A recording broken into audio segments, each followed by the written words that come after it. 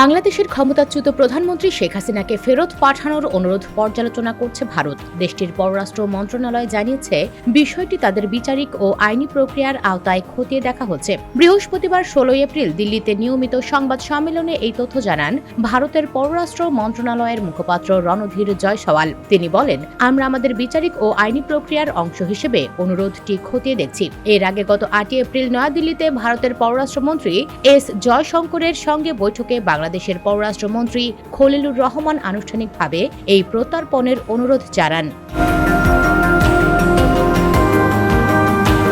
বাংলাদেশের আন্তর্জাতিক অপরাধ ট্রাইব্যুনাল শেখ হাসিনার বিরুদ্ধে মৃত্যুদণ্ডের রায় দিয়েছে বলে জানা গেছে। এই প্রেক্ষাপটে বিষয়টি দুই দেশের কূটনৈতিক আলোচনায় গুরুত্ব পেয়েছে। রণধীর জয়সওয়াল বলেন, এই বিষয়ে সংশ্লিষ্ট সব পক্ষের সঙ্গে গঠনমূলক আলোচনা অব্যাহত থাকবে। তিনি আরও জানান, প্রধানমন্ত্রী তারেক রহমানের নেতৃত্বাধীন সরকারের পক্ষ থেকে আনুষ্ঠানিকভাবে বিষয়টি উত্থাপনের পর এটি ভারতের প্রথম প্রতিক্রিয়া।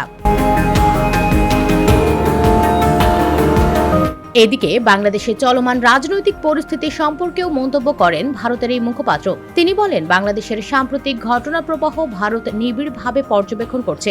জয়সওয়াল আরও জানান, দুই দেশের মধ্যে বিদ্যমান দ্বিপাক্ষিক সম্পর্ক আরও জোরদার করতে উভয় পক্ষই কাজ করছে এবং ভবিষ্যতে পারস্পরিক সহযোগিতা বাড়ানোর বিষয়ে আলোচনা চলছে।